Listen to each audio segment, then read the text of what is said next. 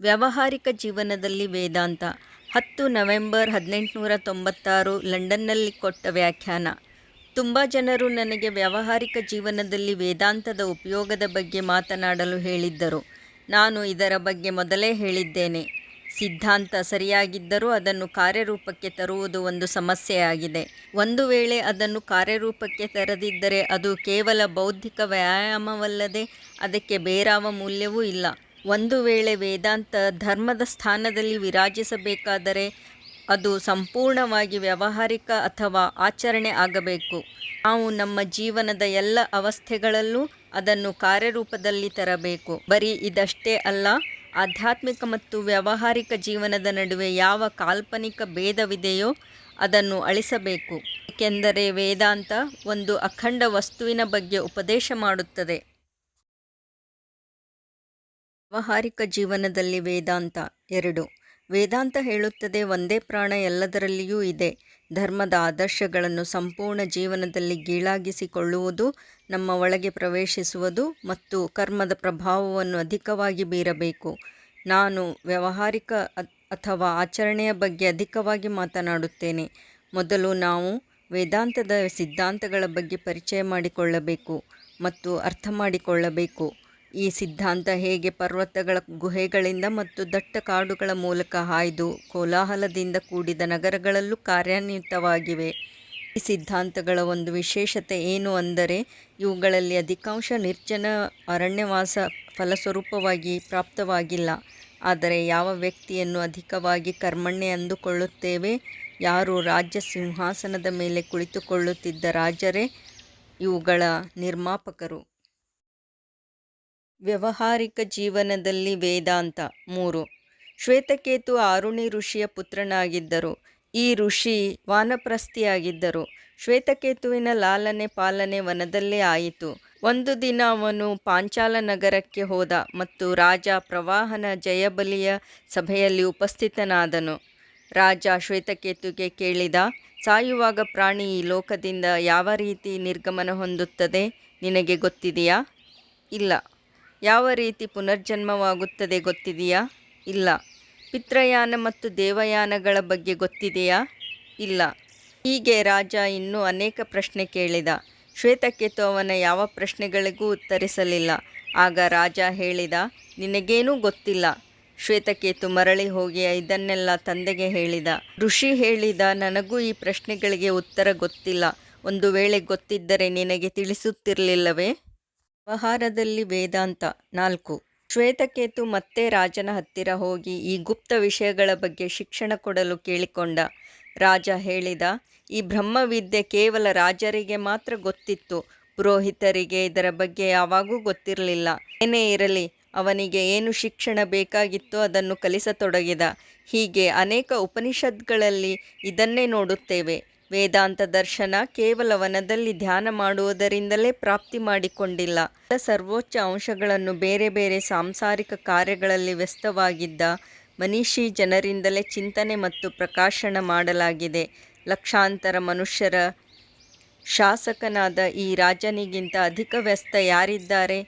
ಈ ಶಾಸಕರಲ್ಲಿ ಕೆಲವೊಬ್ಬರು ಗಂಭೀರ ಚಿಂತಕರಾಗಿದ್ದರು. ಇದರಿಂದ ಇದು ಸ್ಪಷ್ಟವಾಗುತ್ತದೆ, ಈ ದರ್ಶನ ವ್ಯಾವಹಾರಿಕ ಅಥವಾ ಆಚರಣೆ ಮಾಡಬಹುದಾದವುಗಳಾಗಿವೆ. ವ್ಯಾವಹಾರಿಕ ಜೀವನದಲ್ಲಿ ವೇದಾಂತ 5. ಭಗವದ್ಗೀತೆಯನ್ನು ನಿಮ್ಮಲ್ಲಿ ತುಂಬ ಜನ ಓದಿದ್ದಿರಬಹುದು. ಇದು ವೇದಾಂತ ದರ್ಶನದ ಸರ್ವೋಚ್ಚ ಭಾಷ್ಯ ಸ್ವರೂಪವಾಗಿದೆ. ಎಷ್ಟು ಆಶ್ಚರ್ಯದ ಮಾತಿದೆ! ಈ ಉಪದೇಶದ ಕೇಂದ್ರವು ಸಂಗ್ರಾಮ ಸ್ಥಳವಾಗಿದೆ. ಅಲ್ಲಿ ಶ್ರೀಕೃಷ್ಣನು ಅರ್ಜುನನಿಗೆ ಈ ದರ್ಶನದ ಉಪದೇಶ ಮಾಡಿದ ಮತ್ತು ಗೀತೆಯ ಪ್ರತಿಯೊಂದು ಪುಟದಲ್ಲಿಯೂ ತೀವ್ರ ಕರ್ಮದ ಬಗ್ಗೆಯೇ ಹೇಳಲಾಗಿದೆ. ಆದರೆ ಅದರ ನಡುವೆಯೂ ಅನಂತ ಶಾಂತ ಭಾವ. ಇದೇ ತತ್ವವನ್ನು ಕರ್ಮ ರಹಸ್ಯ ಎಂದು ಹೇಳಲಾಗಿದೆ ಮತ್ತು ಈ ಅವಸ್ಥೆಯನ್ನು ಪಡೆದುಕೊಳ್ಳುವುದೇ ವೇದಾಂತದ ಲಕ್ಷ್ಯವಾಗಿದೆ. ಸಾಧಾರಣವಾಗಿ ನಾವೆಲ್ಲ ಅಕರ್ಮದ ಅರ್ಥ ನಿಶ್ಚೇಷ್ಟತೆ ಎಂದುಕೊಳ್ಳುತ್ತೇವೆ. ಆದರೆ ಇದು ನಮ್ಮ ಆದರ್ಶ ಆಗಲು ಸಾಧ್ಯವಿಲ್ಲ. ಒಂದು ವೇಳೆ ಇದೇ ಆಗಿದ್ದರೆ ನಮ್ಮ 4 ಕಡೆಗೆ ಇರುವ ಗೋಡೆಗಳು ಪರಮಜ್ಞಾನಿಗಳು ಆಗಿರುತ್ತಿದ್ದವು. ವ್ಯಾವಹಾರಿಕ ಜೀವನದಲ್ಲಿ ವೇದಾಂತ ಯಾವುದೇ ಕಾಮನೆಯಿಂದ ಕೂಡಿದ ಕಾರ್ಯ ಕರ್ಮ ಎಂದೆಣಿಸುವುದಿಲ್ಲ. ವೇದಾಂತದ ಆದರ್ಶ ಕರ್ಮ ಏನು ಅಂದರೆ ಅದು ಅನಂತ ಶಾಂತಿಯ ಜೊತೆಗೂಡಿದೆ. ಯಾವುದೇ ಪರಿಸ್ಥಿತಿಯಲ್ಲಿ ಆ ಸ್ಥಿರತೆ ನಷ್ಟ ಆಗುವುದಿಲ್ಲ. ಚಿತ್ತದ ಆ ಸಾಮ್ಯ ಭಾವ ಯಾವಾಗೂ ಭಂಗ ಆಗುವುದಿಲ್ಲ. ಜನರು ನನಗೆ ಇದರ ಬಗ್ಗೆ ಅನೇಕ ಸಲ ಪ್ರಶ್ನೆ ಕೇಳುತ್ತಿರುತ್ತಾರೆ. ನಾವು ಕಾರ್ಯದ ಬಗ್ಗೆ ಒಂದು ತರಹದ ಆವೇಗ ಅನುಭವ ಮಾಡಿಕೊಳ್ಳುತ್ತೇವೆ. ಒಂದು ವೇಳೆ ಆ ಆವೇಗ ಇಲ್ಲದಿದ್ದರೆ ನಾವು ಹೇಗೆ ಕೆಲಸ ಮಾಡಲು ಸಾಧ್ಯ? ನಾನು ತುಂಬ ದಿನಗಳವರೆಗೂ ಇದನ್ನೇ ಯೋಚಿಸುತ್ತಿದ್ದೆ. ಆದರೆ ನನ್ನ ವಯಸ್ಸು ಆದ ಹಾಗೆ ಎಷ್ಟು ಅನುಭವ ಪಡೆದುಕೊಳ್ಳುತ್ತಿದ್ದೇನೆ. ನನಗೆ ತಿಳಿಯುತ್ತಿದೆ, ಇದು ಸತ್ಯವಲ್ಲ. ವ್ಯವಹಾರದಲ್ಲಿ ವೇದಾಂತ 7.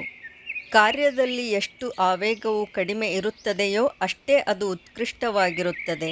ನಾವು ಎಷ್ಟು ಶಾಂತರಾಗಿರುತ್ತೇವೆಯೋ ಅಷ್ಟು ನಮ್ಮ ಆತ್ಮ ಕಲ್ಯಾಣವಾಗುತ್ತದೆ ಮತ್ತು ಕೆಲಸವನ್ನು ಕೂಡ ಇನ್ನೂ ಚೆನ್ನಾಗಿ ಮಾಡಬಹುದು. ಯಾವಾಗ ನಾವು ಭಾವನೆಗಳ ಅಧೀನರಾಗುತ್ತೇವೆಯೋ ಆಗ ನಾವು ಶಕ್ತಿಯ ಅಪವ್ಯಯ ಮಾಡುತ್ತೇವೆ. ನಮ್ಮ ಸ್ನಾಯು ಸಮೂಹವನ್ನು ವಿಕೃತವನ್ನಾಗಿ ಮಾಡುತ್ತೇವೆ. ಮನಸ್ಸನ್ನು ಚಂಚಲವನ್ನಾಗಿ ಮಾಡುತ್ತೇವೆ. ಆದರೆ ಕೆಲಸ ತುಂಬ ಕಡಿಮೆ ಮಾಡಲು ಸಾಧ್ಯವಾಗುತ್ತದೆ. ಯಾವ ಶಕ್ತಿಯನ್ನು ಕಾರ್ಯರೂಪದಲ್ಲಿ ಉಪಯೋಗಿಸಬಹುದಾಗಿತ್ತೋ ಆ ಶಕ್ತಿಯನ್ನು ಭಾವುಕತೆಯಲ್ಲಿ ವ್ಯರ್ಥವನ್ನಾಗಿ ಮಾಡುತ್ತೇವೆ. ಯಾವಾಗ ಮನಸ್ಸು ತುಂಬ ಶಾಂತ ಮತ್ತು ಏಕಾಗ್ರವಾಗಿರುತ್ತದೆಯೋ ಆಗಲೇ ನಮ್ಮ ಪೂರ್ಣ ಶಕ್ತಿಯು ಸತ್ಕಾರ್ಯದಲ್ಲಿ ವ್ಯಯವಾಗುತ್ತದೆ. ವ್ಯಾವಹಾರಿಕ ಜೀವನದಲ್ಲಿ ವೇದಾಂತ 8. ನೀವು ಮಹಾನ್ ಕಾರ್ಯಕುಶಲ ವ್ಯಕ್ತಿಗಳ ಜೀವನವನ್ನು ಓದಿದರೆ ನಿಮಗೆ ತಿಳಿಯುತ್ತದೆ. ಅವರು ತುಂಬ ಶಾಂತ ಪ್ರವೃತ್ತಿಯ ಜನರಾಗಿದ್ದರು. ಯಾವುದೇ ವಸ್ತು ಅವರ ಚಿತ್ತವನ್ನು ಭಂಗ ಮಾಡಲು ಸಾಧ್ಯವಿರಲಿಲ್ಲ. ಆದ್ದರಿಂದ ಯಾವ ವ್ಯಕ್ತಿಗೆ ಬೇಗನೆ ಕ್ರೋಧ, ಘೃಣ ಅಥವಾ ಯಾವುದೇ ಬೇರೆ ಆವೇಗದಿಂದ ಆವರಿಸಲ್ಪಡುತ್ತಾನೋ ಅವನು ಯಾವುದೇ ಕೆಲಸ ಮಾಡಲು ಆಗುವುದಿಲ್ಲ. ತನ್ನನ್ನು ತಾನು ಛಿದ್ರ ಮಾಡಿಕೊಳ್ಳುತ್ತಾನೆ ಮತ್ತು ಅವನು ವ್ಯಾವಹಾರಿಕ ಜೀವನದಲ್ಲಿ ಏನೂ ಮಾಡಲು ಆಗುವುದಿಲ್ಲ. ಕೇವಲ ಶಾಂತ, ಕ್ಷಮಾಶೀಲ ಮತ್ತು ಸ್ಥಿರಚಿತ್ತ ವ್ಯಕ್ತಿ ಮಾತ್ರ ಎಲ್ಲರಿಗಿಂತ ಅಧಿಕ ಕೆಲಸ ಮಾಡಲು ಸಾಧ್ಯ. ವೇದಾಂತವು ಆದರ್ಶದ ಉಪದೇಶ ಮಾಡುತ್ತದೆ ಮತ್ತು ಆದರ್ಶವು ವಾಸ್ತವದಲ್ಲಿ ಮಾಡುವ ಅಪೇಕ್ಷೆಗಿಂತ ಅಧಿಕ ಉಚ್ಚವಾಗಿರುತ್ತದೆ.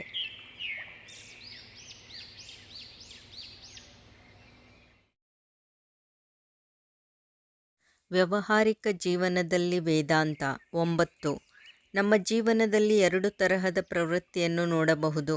ಮೊದಲನೆಯದು ನಮ್ಮ ಜೀವನವನ್ನು ಉಚ್ಚ ಆದರ್ಶವನ್ನಾಗಿ ಮಾಡುವುದು ಮತ್ತು ಇನ್ನೊಂದು ಆದರ್ಶದ ಉದಾಹರಣೆಗೆ ಅನುರೂಪವಾಗಿ ಬದುಕುವುದು. ಇವುಗಳ ನಡುವಿನ ವ್ಯತ್ಯಾಸವನ್ನು ತಿಳಿಯಲೇಬೇಕು, ಏಕೆಂದರೆ ಮೊದಲನೆಯ ಪ್ರವೃತ್ತಿ ನಮ್ಮ ಜೀವನದ ಪ್ರಮುಖ ಪ್ರಲೋಭನೆಯಾಗಿದೆ. ಉದಾಹರಣೆಗೆ, ನಾನು ಯಾವುದೋ ಒಂದು ವಿಶೇಷ ಕಾರ್ಯ ಮಾಡಲು ಸಾಧ್ಯ ಅಂದುಕೊಳ್ಳುತ್ತೇನೆ, ಆದರೆ ಇದರಲ್ಲಿ ಅಧಿಕಾಂಶ ಕೆಟ್ಟದ್ದಾಗಿದೆ, ಏಕೆಂದರೆ ಇದರ ಹಿಂದೆ ಬಹುಶಃ ಕ್ರೋಧ, ಘೃಣ ಅಥವಾ ಸ್ವಾರ್ಥದ ಆವೇಗವೇ ವಿದ್ಯಮಾನವಾಗಿದೆ. ವ್ಯಾವಹಾರಿಕ ಜೀವನದಲ್ಲಿ ವೇದಾಂತ 10. ಒಬ್ಬ ವ್ಯಕ್ತಿ ಒಂದು ವಿಶೇಷ ಆದರ್ಶದ ಬಗ್ಗೆ ಉಪದೇಶ ಮಾಡಿದ ಎಂದು ಅಂದುಕೊಳ್ಳಿ. ನಿಶ್ಚಯವಾಗಿ ಸ್ವಾರ್ಥ ಮತ್ತು ಆತ್ಮಸುಖದ ತ್ಯಾಗ ಮಾಡು ಎನ್ನುವುದೇ ಅವನ ಮೊದಲನೆಯ ಉಪದೇಶ ಆಗಿರುತ್ತದೆ. ಆಗ ನಾನು ಯೋಚಿಸುತ್ತೇನೆ, ಇದನ್ನು ಪಾಲಿಸುವುದು ಅಸಂಭವವಾಗಿದೆ. ಆದರೆ ಒಂದು ವೇಳೆ ಸ್ವಾರ್ಥ ಮತ್ತು ನಿಮ್ನ ಭಾವಗಳ ಸಮರ್ಥನೆ ಮಾಡುವ ಆದರ್ಶದ ಮಾತು ಆಗಿದ್ದರೆ ನಾನು ಯೋಚಿಸುತ್ತೇನೆ, ಇದೇ ನನ್ನ ಆದರ್ಶವಾಗಿದೆ ಮತ್ತು ಅದನ್ನು ಪಾಲಿಸಲು ತತ್ಪರನಾಗುತ್ತೇನೆ. ಹೀಗೆಯೇ ಶಾಸ್ತ್ರೀಯ ಮಾತುಗಳ ಬಗ್ಗೆ ನಾವೆಲ್ಲ ಜಗಳ ಆಡುತ್ತಿರುತ್ತೇವೆ. ನಾನು ಏನು ಯೋಚಿಸುತ್ತೇನೆ ಅದೇ ಶಾಸ್ತ್ರೀಯವಾಗಿದೆ ಮತ್ತು ನೀನು ಯೋಚಿಸುವುದು ಅಶಾಸ್ತ್ರೀಯವಾಗಿದೆ. ವ್ಯಾವಹಾರಿಕ ಜೀವನದಲ್ಲಿ ವೇದಾಂತ 11. ವ್ಯವಹಾರ್ಯ ಅಂದರೆ ಪ್ರಾಕ್ಟಿಕಲ್ ಶಬ್ದದಲ್ಲೂ ಹೀಗೆ ಅನರ್ಥವಾಗಿ ಯೋಚಿಸಲ್ಪಡುತ್ತದೆ. ಯಾವ ಮಾತನ್ನು ಕಾರ್ಯರೂಪಕ್ಕೆ ತರಲು ಯೋಗ್ಯ ಅಂದುಕೊಳ್ಳುತ್ತೇವೆ ಅದು ಮಾತ್ರ ವ್ಯವಹಾರ್ಯವಾಗಿದೆ ಅಂದುಕೊಳ್ಳುತ್ತೇವೆ. ಉದಾಹರಣೆಗೆ, ಒಂದು ವೇಳೆ ನಾನು ವ್ಯಾಪಾರಸ್ಥನಾಗಿದ್ದರೆ ಯೋಚಿಸುತ್ತೇನೆ, ವ್ಯಾಪಾರ ಮಾತ್ರ ಜಗತ್ತಲ್ಲಿ ವ್ಯಾವಹಾರಿಕ ಕರ್ಮವಾಗಿದೆ. ಒಂದು ವೇಳೆ ನಾನು ಕಳ್ಳನಾಗಿದ್ದರೆ ಕಳ್ಳತನದ ಬಗ್ಗೆಯೂ ಹೀಗೇ ಯೋಚಿಸುತ್ತೇನೆ. ನಾವು ನಮ್ಮಿಂದ ಏನು ಮಾಡಲು ಸರಳವಾಗಿದೆಯೋ, ಯಾವುದರ ಕಡೆಗೆ ನಮ್ಮ ಪ್ರವೃತ್ತಿ ಇದೆಯೋ ಅದನ್ನು ಮಾತ್ರ ವ್ಯಾವಹಾರಿಕ ಅಥವಾ ಪ್ರಾಕ್ಟಿಕಲ್ ಅಂದುಕೊಳ್ಳುತ್ತೇವೆ. ಆದ್ದರಿಂದ ನಾನು ವೇದಾಂತವನ್ನು ಪೂರ್ಣರೂಪವಾಗಿ ವ್ಯಾವಹಾರಿಕವಾಗಿದೆ ಎನ್ನುವುದು ಸರಳ ದೃಷ್ಟಿಕೋನದಿಂದ ಅಲ್ಲ, ಆದರ್ಶದ ದೃಷ್ಟಿಕೋನದಿಂದ. ವೇದಾಂತವು ಎಷ್ಟೇ ಉಚ್ಚ ಆದರ್ಶದ್ದಾಗಿರಲಿ ನಮ್ಮಿಂದ ಅದನ್ನು ಅನುಸರಣೆ ಮಾಡದೇ ಇರುವಂಥದ್ದೇನಲ್ಲ. ವ್ಯಾವಹಾರಿಕ ಜೀವನದಲ್ಲಿ ವೇದಾಂತ 12. ವಾಸ್ತವವಾಗಿ ವೇದಾಂತದ ಆದರ್ಶವೇ ನಿಜವಾದ ಆದರ್ಶವಾಗಿದೆ. ಒಂದೇ ಶಬ್ದದಲ್ಲಿ ಇದರ ಉಪದೇಶ ತತ್ವಮಸಿ ಎನ್ನುವುದು. ನೀನೇ ಆ ಬ್ರಹ್ಮನಾಗಿದ್ದೀಯ.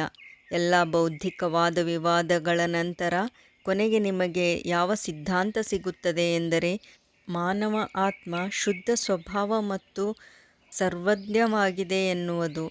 ಆತ್ಮದ ಬಗ್ಗೆ ಮಾತನಾಡುವಾಗ ಜನ್ಮ ಮತ್ತು ಮೃತ್ಯುವಿನ ಬಗ್ಗೆ ಮಾತನಾಡುವುದು ಒಂದು ವಿಡಂಬನೆಯಾಗಿದೆ. ಅಂದರೆ ಉಪಹಾಸ ಮಾಡಿದ ಹಾಗೆ.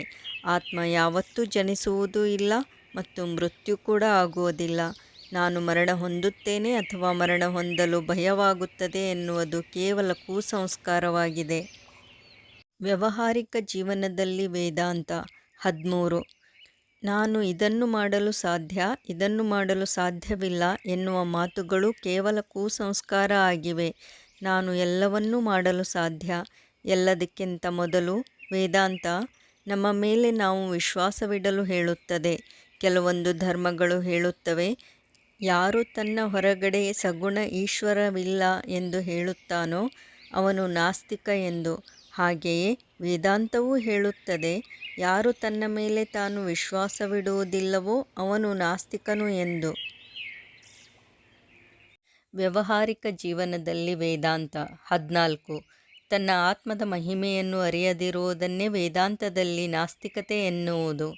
ನಮ್ಮಲ್ಲಿ ಅಧಿಕಾಂಶ ಜನ ಇದನ್ನು ಅರಿತುಕೊಳ್ಳಲು ಸಾಧ್ಯವೇ ಇಲ್ಲ ಎಂದುಕೊಂಡಿದ್ದೇವೆ.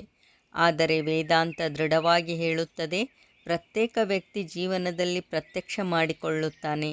ಸ್ತ್ರೀ ಪುರುಷ, ಬಾಲಕ ಬಾಲಕಿ, ಲಿಂಗ ಜಾತಿ ಭೇದವಿಲ್ಲದೆ ಸತ್ಯ ಮೊದಲಿನಿಂದಲೇ ವಿದ್ಯಮಾನವಾಗಿದೆ. ನಮ್ಮಲ್ಲಿ ಬ್ರಹ್ಮಾಂಡೀಯ ಶಕ್ತಿ ಮೊದಲಿನಿಂದಲೇ ವಿದ್ಯಮಾನವಾಗಿದೆ. ಸ್ವತಃ ನಾವೇ ಕಣ್ಣಿನ ಮೇಲೆ ಕೈಯಿಟ್ಟುಕೊಂಡು ಅಂಧಕಾರ ಅಂಧಕಾರ ಎಂದು ಕಿರುಚುತ್ತೇವೆ. ಕಣ್ಣಿನ ಮೇಲಿನಿಂದ ಕೈಯನ್ನು ಸರಿಸುವುದರಿಂದ ಬೆಳಕು ಕಾಣುತ್ತದೆ. ಪ್ರಕಾಶವು ಮೊದಲಿನಿಂದಲೇ ಇತ್ತು. ದುರ್ಬಲತೆ ಯಾವಾಗೂ ಇರಲೇ ಇಲ್ಲ. ನಾವು ಮೂರ್ಖರಾಗಿರುವ ಕಾರಣದಿಂದಲೇ ನಾವು ದುರ್ಬಲರಿದ್ದೇವೆ. ನಾವು ಅಪವಿತ್ರರು ಎಂದು ಕಿರುಚುತ್ತೇವೆ. ವ್ಯಾವಹಾರಿಕ ಜೀವನದಲ್ಲಿ ವೇದಾಂತ. ವೇದಾಂತದ ಆದರ್ಶವನ್ನು ಕಾರ್ಯರೂಪಕ್ಕೆ ತರಬಹುದು. ವೇದಾಂತ ಹೇಳುತ್ತದೆ, ಈ ಆದರ್ಶ ಮೊದಲಿನಿಂದಲೇ ಇದೆ. ಈಗ ನಾವು ಯಾವುದನ್ನು ಆದರ್ಶ ಅಂದುಕೊಳ್ಳುತ್ತಿದ್ದೇವೋ ಅದೇ ನಮ್ಮ ಸ್ವರೂಪವಾಗಿದೆ. ಯಾವುದನ್ನೆಲ್ಲ ನಾವು ನೋಡುತ್ತೇವೋ ಅದೆಲ್ಲ ಸುಳ್ಳು. ನೀನು ಯಾವಾಗ ನಾನು ಸಾಯುವಂತಹ ನಿಕೃಷ್ಟ ಪ್ರಾಣಿ ಅನ್ನುತ್ತೀಯೋ ಅದು ಸುಳ್ಳು. ನಿನ್ನನ್ನು ನೀನು ಸಂಮೋಹನದಲ್ಲಿ ಇಟ್ಟಿದ್ದೀಯಾ. ನಿನ್ನನ್ನು ನೀನು ಅಧಮ, ಅಭಾಗ್ಯ, ದುರ್ಬಲನನ್ನಾಗಿ ಮಾಡಿದ್ದೀಯಾ. ವೇದಾಂತ ಪಾಪವನ್ನು ಸ್ವೀಕಾರ ಮಾಡುವುದಿಲ್ಲ. ವೇದಾಂತ ಹೇಳುತ್ತದೆ, ಎಲ್ಲದಕ್ಕಿಂತ ದೊಡ್ಡ ಭ್ರಮೆ ಏನು ಅಂದರೆ ನಿನ್ನನ್ನು ನೀನು ಪಾಪಿ ಅಂದುಕೊಳ್ಳುವುದು. ಯಾವಾಗ ನೀನು ಹೀಗೆ ಯೋಚಿಸುತ್ತೀಯೋ ಆಗ ನಿನ್ನ ಬಂಧಿಸುವ ಕಾರ್ಯಗಳಲ್ಲಿ ಇನ್ನೊಂದು ಪದರನ್ನು ಅದಕ್ಕೆ ಸೇರಿಸುತ್ತೀಯ. ಆದ್ದರಿಂದ ಯಾರು ತನ್ನನ್ನು ತಾನು ದುರ್ಬಲ, ಅಪವಿತ್ರ ಎಂದುಕೊಳ್ಳುತ್ತಾನೆ ಅವನು ಭ್ರಾಂತಿಯಲ್ಲಿದ್ದಾನೆ. ವ್ಯಾವಹಾರಿಕ ಜೀವನದಲ್ಲಿ ವೇದಾಂತ 16. ವೇದಾಂತದಲ್ಲಿ ಈ ಭ್ರಾಂತಿ ಜೀವನ ಅಥವಾ ಸಂಮೋಹಿತ ಜೀವನದ ಜೊತೆ ಒಪ್ಪಂದ ಮಾಡಿಕೊಳ್ಳುವುದನ್ನು ಒಪ್ಪುವುದಿಲ್ಲ. ನಾವು ಇದನ್ನು ಯಾವಾಗಲೂ ನೆನಪಿಟ್ಟುಕೊಳ್ಳಬೇಕು. ಇದನ್ನು ತ್ಯಾಗ ಮಾಡುವುದರಿಂದಲೇ ಇದರ ಹಿಂದೆ ಇರುವ ಸರ್ವಕಾಲಿಕ ಸತ್ಯ ಜೀವನ ಕಾಣಿಸುತ್ತದೆ ಮತ್ತು ಮೊದಲಿಗಿಂತ ಪವಿತ್ರರಾಗಿದ್ದೇವೆ ಅಂದುಕೊಳ್ಳುವುದಲ್ಲ. ಆವರಣ ಕಳಚಿದಂತೆ ಸ್ವಾಭಾವಿಕ ಪವಿತ್ರತೆ ಕಾಣುತ್ತಾ ಹೋಗುತ್ತದೆ. ಈ ಅನಂತ ಪವಿತ್ರತೆ, ಮುಕ್ತ ಸ್ವಭಾವ, ಪ್ರೇಮ, ಐಶ್ವರ್ಯ ಮೊದಲಿನಿಂದಲೇ ನಮ್ಮಲ್ಲಿದೆ. ಇದನ್ನೆಲ್ಲ ಮೊದಲು ಕಂಡುಕೊಂಡಿರುವುದು ಅತಿ ಕರ್ಮಠ ರಾಜವರ್ಗದವರಿಂದ. ಅವರಿಗೆ ಎಷ್ಟೊಂದು ಕೆಲಸಗಳಿದ್ದವು. ಅಷ್ಟು ದೊಡ್ಡ ಪ್ರಜಾವರ್ಗವನ್ನು ನೋಡಿಕೊಳ್ಳುವುದಿತ್ತು. ಆದರೆ ಅದರಲ್ಲೂ ಅವರು ಕಂಡುಕೊಂಡರು, ಅವರಿಗೆ ನಮ್ಮನ್ನು ನಾವು ಹೋಲಿಸಿಕೊಂಡರೆ ನಾವು ರಜಾ ದಿನಗಳನ್ನು ಕಳೆಯುತ್ತಿದ್ದೇವೆ. ಅಧಿಕಾಂಶ ನಾವು ಖಾಲಿ ಸಮಯದಲ್ಲೇ ಇರುತ್ತೇವೆ. ಆದರೂ ನಾವು ಆ ಸತ್ಯವನ್ನು ಕಂಡುಕೊಳ್ಳದೇ ಇರುವುದು ತುಂಬ ನಾಚಿಕೆಗೇಡಿನ ಮಾತು. ಪ್ರತ್ಯಕ್ಷ ಜೀವನವನ್ನು ಅಂದರೆ ವರ್ತಮಾನ ಜೀವನವನ್ನು ಆದರ್ಶ ಜೀವನದ ಜೊತೆಗೂಡಿಸಬೇಕು. ವರ್ತಮಾನ ಜೀವನವನ್ನು ಅನಂತ ಜೀವನದ ಜೊತೆ ಏಕರೂಪ ಮಾಡಬೇಕು. ಏಕೆಂದರೆ ನೀವು ಯಾವಾಗಲೂ ನೆನಪಿಟ್ಟುಕೊಳ್ಳಬೇಕು, ವೇದಾಂತದ ಮೂಲ ಸಿದ್ಧಾಂತ ಏಕತ್ವ ಅಥವಾ ಅಖಂಡ ಭಾವವಾಗಿದೆ. ದ್ವಿತ್ವ ಎಲ್ಲೂ ಇಲ್ಲ. ಎರಡು ಪ್ರಕಾರದ ಜೀವನ ಅಥವಾ ಜಗತ್ತು ಎಲ್ಲೂ ಇಲ್ಲ. ನೀವು ನೋಡುತ್ತೀರಿ, ಮೊದಲು ವೇದ ಸ್ವರ್ಗಾದಿಗಳ ಬಗ್ಗೆ ಹೇಳುತ್ತದೆ, ಆದರೆ ಮುಂದೆ ಹೋಗುತ್ತಾ ದರ್ಶನದ ಉಚ್ಚ ಆದರ್ಶದ ಬಗ್ಗೆ ಹೇಳುವಾಗ ಆ ಎಲ್ಲ ಮಾತುಗಳನ್ನು ತ್ಯಾಗ ಮಾಡುತ್ತದೆ. ಒಂದೇ ಜಗತ್ತು, ಒಂದೇ ಜೀವನ, ಒಂದೇ ಸತ್ಯ ಮತ್ತು ಸತ್ಯ ಮಾತ್ರ. ಭೇದ ಕೇವಲ ಪರಿಮಾಣದ್ದಾಗಿದೆ, ಅಂದರೆ ಕ್ವಾಂಟಿಟಿ. ಜೀವನ ಪ್ರಕಾರದಲ್ಲಿ ಭೇದವಿಲ್ಲ. ವೇದಾಂತ ಪಶು ಮನುಷ್ಯನಿಂದ ಪೂರ್ಣವಾಗಿ ಪ್ರತ್ಯೇಕವಾಗಿದೆ ಎಂದು ಒಪ್ಪುವುದಿಲ್ಲ ಮತ್ತು ಈಶ್ವರ ಅವುಗಳನ್ನು ನಮ್ಮ ಭೋಜನಕ್ಕಾಗಿ ಮಾಡಲಾಗಿದೆ ಎಂದು ಒಪ್ಪುವುದಿಲ್ಲ. ವ್ಯಾವಹಾರಿಕ ಜೀವನದಲ್ಲಿ ವೇದಾಂತ 18. ಕೆಲ ಮನುಷ್ಯರು ವೈಜ್ಞಾನಿಕ ಶೋಧಕ್ಕಾಗಿ ಪಶುಗಳ ಹತ್ಯೆಯ ವಿರೋಧಕ್ಕಾಗಿ ಸಂಸ್ಥೆಯನ್ನು ಸ್ಥಾಪಿಸಿದ್ದಾರೆ. ನಾನು ಒಂದು ದಿನ ಒಂದು ಸಭೆಯಲ್ಲಿ ಈ ಒಬ್ಬ ಸದಸ್ಯನನ್ನು ಕೇಳಿದೆ, ನೀವು ಭೋಜನಕ್ಕಾಗಿ ಪಶು ಹತ್ಯೆಯನ್ನು ಸಂಪೂರ್ಣವಾಗಿ ನ್ಯಾಯವಾಗಿದೆ ಎಂದು ಒಪ್ಪುತ್ತೀರಿ, ಆದರೆ ವೈಜ್ಞಾನಿಕ ಪ್ರಯೋಗಕ್ಕಾಗಿ 1-2 ಪಶುಗಳ ಹತ್ಯೆಯಲ್ಲಿ ಇಷ್ಟೊಂದು ವಿರೋಧ ಯಾಕೆ? ಅದಕ್ಕೆ ಅವನು ಹೇಳಿದ, ಜೀವಿಗಳನ್ನು ಹೇಗೆಂದರೆ ಹಾಗೆ ಕತ್ತರಿಸುವುದು ತುಂಬ ಕ್ರೂರವಾಗಿದೆ, ಆದರೆ ಪಶುಗಳನ್ನು ನಮ್ಮ ಆಹಾರವನ್ನಾಗಿ ಈಶ್ವರ ಮಾಡಿದ್ದಾನೆ ಎಂದು. ಪಶು ಕೂಡ ಇದೇ ಅಖಂಡದ ಒಂದು ರೂಪ. ಮನುಷ್ಯನ ಜೀವನ ಹೇಗೆ ಅನಂತವೋ ಪಶು ಜೀವನವೂ ಹಾಗೇ ಅನಂತ. ಪ್ರಭೇದ ಕೇವಲ ಪರಿಮಾಣದ್ದಾಗಿದೆ, ಪ್ರಕಾರದ್ದಲ್ಲ. ವ್ಯಾವಹಾರಿಕ ಜೀವನದಲ್ಲಿ ವೇದಾಂತ 19. ಅಮೀಬಾ ಮತ್ತು ನಾನು ಒಂದೇ, ಆದರೆ ಕೇವಲ ಪರಿಮಾಣ ಅಧಿಕ ಕಡಿಮೆ ಅಷ್ಟೇ. ಸರ್ವೋಚ್ಚ ದೃಷ್ಟಿಯಿಂದ ನೋಡುವುದರಿಂದ ಎಲ್ಲ ವಿಭಿನ್ನತೆ ಅಳಿಸಿ ಹೋಗುತ್ತದೆ. ನಾನು ಶುದ್ಧ ಶಾಕಾಹಾರಿ ಅಲ್ಲದಿದ್ದರೂ ನಾನು ಈ ಆದರ್ಶವನ್ನು ಅರ್ಥ ಮಾಡಿಕೊಳ್ಳುತ್ತೇನೆ. ನಾನು ಮಾಂಸಾಹಾರ ಮಾಡುವಾಗ ನನಗೆ ಗೊತ್ತಿರುತ್ತದೆ ಇದು ಸರಿಯಲ್ಲ. ಪರಿಸ್ಥಿತಿಗೆ ಬಾಧ್ಯವಾಗಿದ್ದರೂ ನನಗೆ ಗೊತ್ತಿದೆ ಇದು ಕ್ರೂರತೆ. ಆದರ್ಶವನ್ನು ಕಡಿಮೆ ಮಾಡಿ ನನ್ನ ದುರ್ಬಲತೆಯನ್ನು ಸಮರ್ಥನೆ ಮಾಡಿಕೊಳ್ಳುವುದಿಲ್ಲ.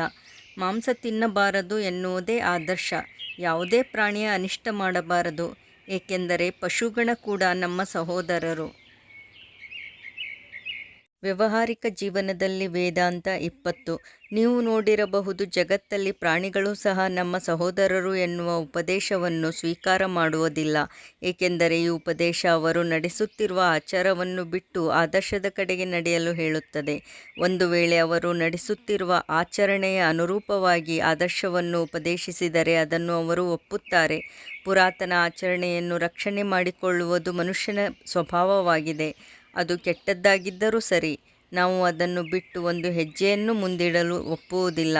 ಹಿಮದಲ್ಲಿ ಹಿಮಗಟ್ಟಿರುವ ಪ್ರಾಣಿಗಳ ಬಗ್ಗೆ ನಾನು ಓದಿದ್ದೇನೆ, ಅದನ್ನೇ ನಾನು ಮನುಷ್ಯ ಜಾತಿಯ ಬಗ್ಗೆಯೂ ಯೋಚಿಸುತ್ತೇನೆ.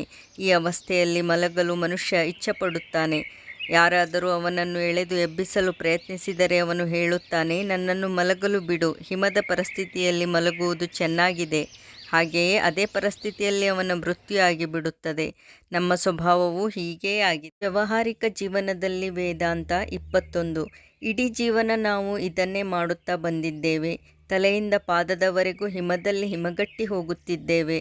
ಆದರೂ ನಾವು ಮಲಗಲು ಇಷ್ಟಪಡುತ್ತೇವೆ. ಆದ್ದರಿಂದ ಆದರ್ಶದ ಅವಸ್ಥೆ ತಲುಪಲು ಯಾವಾಗಲೂ ಸಂಘರ್ಷ ಮಾಡುತ್ತಿರಬೇಕು. ಒಂದು ವೇಳೆ ಯಾವುದಾದರೂ ವ್ಯಕ್ತಿ ಆ ಆದರ್ಶವನ್ನು ನಿಮ್ನ ಸ್ತರಕ್ಕೆ ಎಳೆಯಲು ನೋಡಿದರೆ ಮತ್ತು ಯಾವ ಆದರ್ಶ ಉಚ್ಚ ಆದರ್ಶವನ್ನು ಕಲಿಸುವುದಿಲ್ಲವೋ ಆ ಇನ್ನೊಂದು ಆದರ್ಶವನ್ನು ಕಲಿಸಿದರೆ ಆ ಮಾತುಗಳನ್ನು ಕಿವಿಯ ಮೇಲೆಯೂ ಬೀಳಿಸಿಕೊಳ್ಳಬೇಡ. ನನಗೆ ಉಚ್ಚ ಆದರ್ಶವನ್ನು ಯಾರಾದರೂ ಕಲಿಸಿದರೆ ಅದನ್ನು ಕೇಳಲು ಈಗಲೂ ನಾನು ಸಿದ್ಧನಿದ್ದೇನೆ.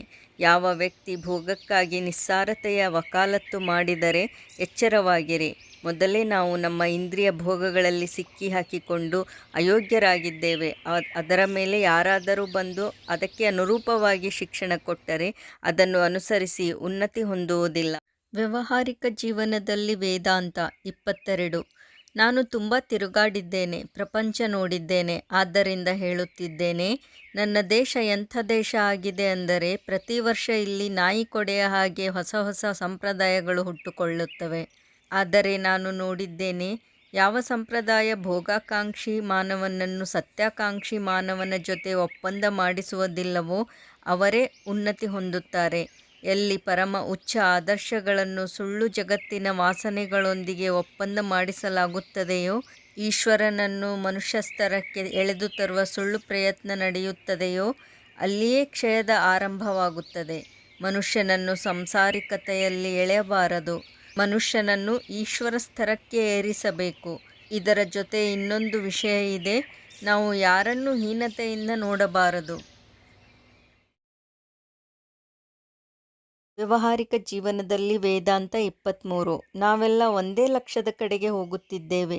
ದುರ್ಬಲತೆ ಮತ್ತು ಸಬಲತೆ ಕೇವಲ ಪರಿಮಾಣದ್ದಾಗಿದೆ. ಪ್ರಕಾಶ ಮತ್ತು ಅಂಧಕಾರದ ನಡುವಿರುವ ಭೇದ, ಪಾಪ ಮತ್ತು ಪುಣ್ಯಗಳ ನಡುವಿರುವ ಭೇದ, ಜೀವನ ಮತ್ತು ಮೃತ್ಯುವಿನ ನಡುವಿರುವ ಭೇದ, ಒಂದು ವಸ್ತು ಮತ್ತು ಇನ್ನೊಂದು ವಸ್ತುವಿನ ನಡುವಿರುವ ಭೇದಗಳು ಕೂಡ ಕೇವಲ ಪರಿಮಾಣದ್ದಾಗಿದೆ, ಪ್ರಕಾರದ್ದಾಗಿಲ್ಲ. ಏಕೆಂದರೆ ವಾಸ್ತವವಾಗಿ ಅದೊಂದೇ ಅಖಂಡ ವಸ್ತುವಾಗಿದೆ. ಎಲ್ಲವೂ ಅದೊಂದೇ ಆಗಿದೆ. ಅದು ನಮಗೆ ವಿಚಾರ, ಜೀವನ, ಆತ್ಮ ಅಥವಾ ದೇಹದ ರೂಪದಲ್ಲಿ ಗೋಚರವಾಗುತ್ತದೆ ಮತ್ತು ಇವೆಲ್ಲವುಗಳಲ್ಲಿ ಅಂತರ ಕೇವಲ ಪರಿಮಾಣದ್ದಾಗಿದೆ. ಆದ್ದರಿಂದ ನಾವು ಯಾರನ್ನೂ ಹೀನವಾಗಿ ನೋಡುವ ಅಧಿಕಾರ ನಮಗಿಲ್ಲ. ಯಾರನ್ನೂ ನಿಂದಿಸಬೇಡ. ಯಾರಿಗಾದರೂ ಸಹಾಯ ಮಾಡೋದಿದ್ದರೆ ಮಾಡು, ಇಲ್ಲ ಅಂದರೆ ಕೈಕಟ್ಟಿಕೊಂಡು ಸುಮ್ಮನೆ ಇದ್ದು ಬಿಡು. ಅವರಿಗೆ ಆಶೀರ್ವಾದ ಮಾಡು, ಅವರನ್ನು ಅವರ ದಾರಿಯಲ್ಲಿ ಹೋಗಲು ಬಿಟ್ಟುಬಿಡು. ವ್ಯಾವಹಾರಿಕ ಜೀವನದಲ್ಲಿ ವೇದಾಂತ 24. ಬೈಗುಳಗಳಿಂದ, ನಿಂದಿಸುವುದರಿಂದ ಯಾರ ಉನ್ನತಿಯೂ ಆಗುವುದಿಲ್ಲ. ಹೀಗೆ ಕೆಲಸ ನಡೆಯುವುದಿಲ್ಲ. ಇನ್ನೊಬ್ಬರನ್ನು ನಿಂದಿಸುವಲ್ಲಿ ನಮ್ಮ ಶಕ್ತಿಯನ್ನು ಖರ್ಚು ಮಾಡುತ್ತೇವೆ.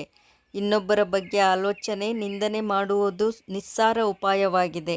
ಏಕೆಂದರೆ ಕೊನೆಗೆ ನಾವು ನೋಡುತ್ತೇವೆ, ಎಲ್ಲರೂ ಒಂದೇ ವಸ್ತುವನ್ನೇ ನೋಡುತ್ತಿದ್ದೇವೆ. ಎಲ್ಲರೂ ಅದೇ ಆದರ್ಶದ ಕಡೆಗೆ ಹೋಗುತ್ತಿದ್ದೇವೆ.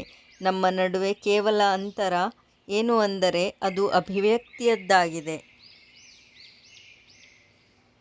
ವ್ಯಾವಹಾರಿಕ ಜೀವನದಲ್ಲಿ ವೇದಾಂತ 25. ಪಾಪದ ಬಗ್ಗೆ ಹೇಳುವುದಾದರೆ, ವೇದಾಂತದ ಅನುಸಾರ ಪಾಪದ ಧಾರಣೆ ಮತ್ತು ಧಾರಣೆಯ ಮನುಷ್ಯನು ಪಾಪಿಯಾಗಿದ್ದಾನೆ ಎನ್ನುವ ಬಗ್ಗೆ ಚರ್ಚೆ ಮಾಡುತ್ತಿದ್ದೆ. ಎರಡೂ ವಾಸ್ತವವಾಗಿ ಒಂದೇ ಆಗಿದೆ. ಕೇವಲ ಒಂದು ಸಕಾರಾತ್ಮಕವಾಗಿದೆ, ಇನ್ನೊಂದು ನಕಾರಾತ್ಮಕವಾಗಿದೆ. ಒಂದು ಮನುಷ್ಯನ ದುರ್ಬಲತೆಯನ್ನು ತೋರಿಸಿದರೆ ಇನ್ನೊಂದು ಮನುಷ್ಯನ ಶಕ್ತಿಯನ್ನು ತೋರಿಸುತ್ತದೆ. ವೇದಾಂತ ಹೇಳುತ್ತದೆ, ಒಂದು ವೇಳೆ ದುರ್ಬಲತೆ ಇದ್ದರೆ ಯಾವುದೇ ಚಿಂತೆ ಇಲ್ಲ, ನಮಗಂತೂ ವಿಕಾಸವಾಗುವುದಿದೆ. ಮೊದಮೊದಲು ಮನುಷ್ಯ ಹುಟ್ಟಿದ ನಂತರ ಅವನ ರೋಗ ಏನು ಅಂತ ತಿಳಿದುಕೊಂಡ. ಎಲ್ಲರೂ ತಮ್ಮ ತಮ್ಮ ರೋಗವೇನಿದೆ ಎಂದು ತಿಳಿದಿದ್ದೇವೆ. ಇನ್ನೊಬ್ಬರಿಗೆ ಹೇಳುವ ಅವಶ್ಯಕತೆ ಇಲ್ಲ. ಯಾವಾಗಲೂ ನಾವು ರೋಗಿಯಾಗಿದ್ದೇವೆ ಎಂದು ಹೇಳುವುದರಿಂದ ನಾವು ಸ್ವಸ್ಥರಾಗುವುದಿಲ್ಲ. ಅದಕ್ಕೆ ಔಷಧಿಯ ಅವಶ್ಯಕತೆ ಇದೆ. ವ್ಯಾವಹಾರಿಕ ಜೀವನದಲ್ಲಿ ವೇದಾಂತ 26. ಹೊರಗೆ ನಾವು ಕಪಟಾಚಾರಿ ಆಗಿರಬಹುದು, ಆದರೆ ನಮ್ಮ ಮನಸ್ಸಿನ ಅಂತರಾಳದಲ್ಲಿ ನಮ್ಮ ದುರ್ಬಲತೆಯನ್ನು ಅರಿತಿದ್ದೇವೆ.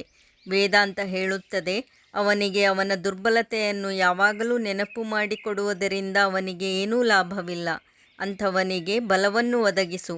ಬಲವು ಯಾವಾಗಲೂ ನಿರ್ಬಲತೆಯ ಚಿಂತನೆ ಮಾಡುವುದರಿಂದ ದೊರೆಯುವುದಿಲ್ಲ. ಬದಲಾಗಿ ಬಲದ ಚಿಂತನೆ ಆಗಬೇಕು. ಅವನಲ್ಲಿ ಮೊದಲಿನಿಂದಲೇ ಯಾವ ಶಕ್ತಿ ಇದೆಯೋ ಅದರ ನೆನಪು ಮಾಡಿಸು. ಮನುಷ್ಯನನ್ನು ಪಾಪಿ ಎನ್ನದೆ ವೇದಾಂತ ಅದರ ವಿರುದ್ಧವಾಗಿ ಹೇಳುತ್ತದೆ. ನೀನು ಪೂರ್ಣ ಹಾಗೂ ಶುದ್ಧರೂಪನಾಗಿದ್ದೀಯ ಮತ್ತು ನೀನು ಯಾವುದನ್ನು ಪಾಪ ಎನ್ನುತ್ತಿದ್ದೀಯಾ ಅದು ನಿನ್ನಲ್ಲಿಲ್ಲ. ಅದು ನಿನ್ನ ಆತ್ಮದ ಅಭಿವ್ಯಕ್ತಿಯ ನಿಮ್ನ ರೂಪವಾಗಿದೆ. ನಿನ್ನ ಆತ್ಮವನ್ನು ಉಚ್ಚಭಾವದಲ್ಲಿ ಪ್ರಕಾಶಿಸು. ಇದನ್ನು ನಾವು ಯಾವಾಗಲೂ ನೆನಪಿಟ್ಟುಕೊಳ್ಳಬೇಕು. ವ್ಯಾವಹಾರಿಕ ಜೀವನದಲ್ಲಿ ವೇದಾಂತ 27. ಯಾವಾಗೂ ಇಲ್ಲ ಎನ್ನಬೇಡ. ಇದನ್ನು ನಾನು ಮಾಡಲು ಆಗುವುದಿಲ್ಲ ಹೀಗೂ ಹೇಳಬೇಡ. ಏಕೆಂದರೆ ನೀನು ಅನಂತ ಸ್ವರೂಪನಾಗಿದ್ದೀಯ. ನಿನ್ನ ಸ್ವರೂಪದ ಎದುರು ದೇಶ, ಕಾಲ ಏನೂ ಅಲ್ಲ. ನೀನು ಎಲ್ಲವನ್ನೂ ಮಾಡಲು ಸಾಧ್ಯ. ನೀನು ಸರ್ವಶಕ್ತಮಾನನಾಗಿದ್ದೀಯ. ಇದು ನೀತಿಶಾಸ್ತ್ರದ ಸಿದ್ಧಾಂತವಾಗಿದೆ. ಈಗ ನಾವು ಇದನ್ನು ನಿರೂಪಿಸಬೇಕಾಗಿದೆ. ನಾವು ಇದನ್ನು ನಮ್ಮ ನಿತ್ಯ ಜೀವನದಲ್ಲಿ, ನಾಗರಿಕ ಜೀವನದಲ್ಲಿ, ಗ್ರಾಮ್ಯ ಜೀವನದಲ್ಲಿ, ರಾಷ್ಟ್ರೀಯ ಜೀವನದಲ್ಲಿ ಮತ್ತು ಪ್ರತ್ಯೇಕ ರಾಷ್ಟ್ರದ ಮನೆ ಜೀವನದಲ್ಲಿ ಉಪಯೋಗಿಸಬಹುದಾಗಿದೆ. ಏಕೆಂದರೆ ನಾವು ಹೇಗೆ ಇರಲಿ, ಎಲ್ಲೇ ಇರಲಿ, ಇದು ಸಹಾಯಕವಾಗಿಲ್ಲ ಎಂದರೆ ಇದು ಕೇವಲ ವಿಶಿಷ್ಟ ವ್ಯಕ್ತಿಗಳಿಗೆ ಒಂದು ಖಾಲಿ ಸಿದ್ಧಾಂತವಾಗಿ ಉಳಿದು ಬಿಡುತ್ತದೆ. ಒಂದು ವೇಳೆ ಧರ್ಮ ಮಾನವನ ಕಲ್ಯಾಣ ಮಾಡಲು ಇಚ್ಛಿಸಿದರೆ ಮನುಷ್ಯನ ಯಾವುದೇ ಪರಿಸ್ಥಿತಿಯಲ್ಲಿ ಅವನ ಸಹಾಯ ಮಾಡುವುದು ಅದರ ಅವಶ್ಯಕವಾಗಿದೆ. ವ್ಯಾವಹಾರಿಕ ಜೀವನದಲ್ಲಿ ವೇದಾಂತ 28. ಪರಿಸ್ಥಿತಿ ಗುಲಾಮತನದಲ್ಲಿ ಇರಲಿ ಅಥವಾ ಸ್ವತಂತ್ರವಾಗಿರಲಿ, ಘೋರ ಪತನದಲ್ಲಿರಲಿ ಅಥವಾ ಅತ್ಯಂತ ಪವಿತ್ರತೆಯಲ್ಲಿರಲಿ, ಧರ್ಮಕ್ಕೆ ಯಾವಾಗಲೂ ಮಾನವತಾವಾದಕ್ಕೆ ಸಹಾಯಕವಾಗುವ ಸಾಮರ್ಥ್ಯವಿರಬೇಕು. ಹೀಗಿದ್ದಾಗ ಮಾತ್ರ ವೇದಾಂತದ ಸಿದ್ಧಾಂತ ಅಥವಾ ಧರ್ಮದ ಆದರ್ಶ ಯಾವುದೇ ಹೆಸರಿನಿಂದ ಹೇಳಿ, ಅದು ಕೃತಾರ್ಥವಾಗುತ್ತದೆ. ಆತ್ಮವಿಶ್ವಾಸದ ಆದರ್ಶವೇ ನಮಗೆ ಅಧಿಕ ಸಹಾಯ ಮಾಡಲು ಸಾಧ್ಯ. ಒಂದು ವೇಳೆ ಆತ್ಮವಿಶ್ವಾಸದ ಪ್ರಚಾರ ಇನ್ನೂ ಅಧಿಕ ಆದರೆ ಮತ್ತು ಇದು ಕಾರ್ಯರೂಪದಲ್ಲಿ ಉಪಯೋಗಿಸಲ್ಪಟ್ಟರೆ, ನನಗೆ ದೃಢ ವಿಶ್ವಾಸವಿದೆ, ಜಗತ್ತಿನಲ್ಲಿ ಎಷ್ಟು ದುಃಖ ಮತ್ತು ಅಶುಭವಿದೆ, ಅಧಿಕಾಂಶ ಮಾಯವಾಗುತ್ತದೆ. ಮಾನವ ಜಾತಿಯ ಸಮಗ್ರ ಇತಿಹಾಸದಲ್ಲಿ ಎಲ್ಲ ಮಹಾನ್ ಸ್ತ್ರೀ ಪುರುಷರಲ್ಲಿ ಏನಾದರೂ ಮಹಾನ್ ಪ್ರೇರಣೆ ಇದ್ದರೆ ಅದುವೇ ಆತ್ಮವಿಶ್ವಾಸ. ವ್ಯಾವಹಾರಿಕ ಜೀವನದಲ್ಲಿ ವೇದಾಂತ 29. ಮನುಷ್ಯ ಮಹಾನ್ ಆಗಬೇಕೆನ್ನುವ ಜ್ಞಾನದಿಂದಲೇ ಹುಟ್ಟಿದ್ದು ಮತ್ತು ಮಹಾನ್ ಕೂಡ ಆದನು. ಮನುಷ್ಯ ಎಷ್ಟೇ ಅವನತಿಯ ಸ್ಥಿತಿಯಲ್ಲಿರಲಿ, ಒಂದು ಸಮಯ ಬರುತ್ತದೆ, ಎತ್ತರಕ್ಕೇರುವ ತಿರುವು ಬರುತ್ತದೆ ಮತ್ತು ತನ್ನ ಮೇಲೆ ತಾನು ವಿಶ್ವಾಸವಿಡುವುದನ್ನು ಕಲಿಯುತ್ತಾನೆ. ಆದರೆ ನಾವು ಇದನ್ನು ಮೊದಲಿನಿಂದಲೇ ತಿಳಿಯುವುದು ಒಳ್ಳೆಯದು. ನಾವು ಆತ್ಮವಿಶ್ವಾಸವನ್ನು ಕಲಿಯಲು ಇಷ್ಟು ಕಹಿ ಅನುಭವವನ್ನು ಯಾಕೆ ಅನುಭವಿಸಬೇಕು? ಮನುಷ್ಯನ ನಡುವೆ ಇರುವ ಭೇದ ಕೇವಲ ಆತ್ಮವಿಶ್ವಾಸದ ಉಪಸ್ಥಿತಿ ಮತ್ತು ಅಭಾವದ ಕಾರಣವೇ ಆಗಿದೆ. ಇದನ್ನು ಸರಳವಾಗಿ ತಿಳಿದುಕೊಳ್ಳಬಹುದು. ಈ ಆತ್ಮವಿಶ್ವಾಸದಿಂದಲೇ ಎಲ್ಲವನ್ನೂ ಮಾಡಬಹುದು. ನಾನು ನನ್ನ ಜೀವನದಲ್ಲಿ ಇದನ್ನು ಅನುಭವಿಸಿದ್ದೇನೆ, ಈಗಲೂ ಅನುಭವಿಸುತ್ತಿದ್ದೇನೆ ಮತ್ತು ವಯಸ್ಸಾದಂತೆ ಈ ವಿಶ್ವಾಸ ಇನ್ನೂ ದೃಢವಾಗುತ್ತಿದೆ. ಯಾರಲ್ಲಿ ಆತ್ಮವಿಶ್ವಾಸ ಇಲ್ಲವೋ ಅವನೇ ನಾಸ್ತಿಕ. ವ್ಯಾವಹಾರಿಕ ಜೀವನದಲ್ಲಿ ವೇದಾಂತ 30. ಪ್ರಾಚೀನ ಧರ್ಮದ ಅನುಸಾರ ಯಾರು ಈಶ್ವರನಲ್ಲಿ ವಿಶ್ವಾಸ ಇಡುವುದಿಲ್ಲ ಅವನು ನಾಸ್ತಿಕ. ನೂತನ ಧರ್ಮ ಹೇಳುತ್ತದೆ, ಯಾರಿಗೆ ಆತ್ಮವಿಶ್ವಾಸವಿಲ್ಲ ಅವನೇ ನಾಸ್ತಿಕ. ಆದರೆ ಈ ವಿಶ್ವಾಸ ಕೇವಲ ನಾನು ಬಗ್ಗೆ ಮಾತ್ರ ಅಲ್ಲ, ಏಕೆಂದರೆ ವೇದಾಂತ ಏಕತ್ವದ ಬಗ್ಗೆಯೂ ಶಿಕ್ಷಣವನ್ನು ಕೊಡುತ್ತದೆ. ಈ ವಿಶ್ವಾಸದ ಅರ್ಥ ಎಲ್ಲರ ಬಗ್ಗೆ ವಿಶ್ವಾಸ, ಏಕೆಂದರೆ ನೀವೆಲ್ಲರೂ ಒಂದೇ. ಸ್ವಂತದ ಬಗ್ಗೆ ಪ್ರೇಮ ಎಂದರೆ ಎಲ್ಲ ಪ್ರಾಣಿಗಳ ಮೇಲೆ ಪ್ರೇಮ, ಸಮಸ್ತ ಪಶು ಪಕ್ಷಿಗಳ ಮೇಲೆ ಪ್ರೇಮ, ಎಲ್ಲ ವಸ್ತುಗಳ ಮೇಲೆ ಪ್ರೇಮ, ಏಕೆಂದರೆ ನೀವೆಲ್ಲ ಒಂದೇ ಆಗಿದ್ದೀರಿ. ಇದೇ ಮಹಾನ್ ವಿಶ್ವಾಸ ಜಗತ್ತನ್ನು ಅಧಿಕವಾಗಿ ಚೆನ್ನಾಗಿರಿಸುತ್ತದೆ. ಇದೇ ನನ್ನ ವಿಶ್ವಾಸ. ಯಾರು ಸತ್ಯವಚನದಿಂದ ನಾನು ನನ್ನ ಬಗ್ಗೆ ಎಲ್ಲವನ್ನೂ ಅರಿತಿದ್ದೇನೆ ಎನ್ನುತ್ತಾನೆ, ಅವನೇ ಸರ್ವಶ್ರೇಷ್ಠ ಮನುಷ್ಯನಾಗಿದ್ದಾನೆ. ನಿಮಗೆ ಗೊತ್ತಿದೆಯಾ, ನಿಮ್ಮ ಈ ದೇಹದ ಒಳಗೆ ಎಷ್ಟೊಂದು ಊರ್ಜಾ, ಎಷ್ಟೊಂದು ಶಕ್ತಿ, ಎಷ್ಟೊಂದು ಪ್ರಕಾರದ ಬಲ ಅಡಗಿದೆ? ವ್ಯಾವಹಾರಿಕ ಜೀವನದಲ್ಲಿ ವೇದಾಂತ 31. ಲಕ್ಷಾಂತರ ವರ್ಷಗಳಿಂದ ಮನುಷ್ಯ ಭೂಮಿಯ ಮೇಲೆ ಇದ್ದಾನೆ. ಆದರೆ ಮನುಷ್ಯನಲ್ಲಿರುವ ಶಕ್ತಿಯಲ್ಲಿ ಅಣುವಿನಷ್ಟು ಶಕ್ತಿ ಮಾತ್ರ ಪ್ರಕಾಶಿತವಾಗಿದೆ.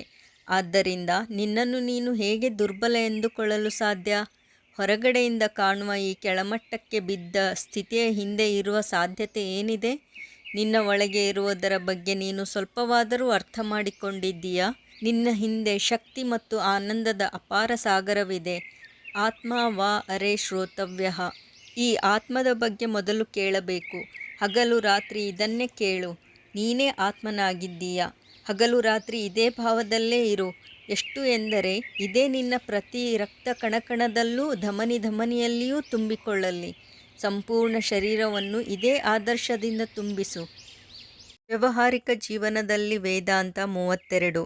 ನಾನು ಆದಿ, ಅವಿನಾಶಿ, ಆನಂದಮಯ, ಸರ್ವಜ್ಞ, ಸರ್ವಶಕ್ತಿಮಾನ, ನಿತ್ಯ ಜ್ಯೋತಿರ್ಮಯ ಆತ್ಮನಾಗಿದ್ದೇನೆ. ಹಗಲು ರಾತ್ರಿ ಇದನ್ನೇ ಧ್ಯಾನಿಸು.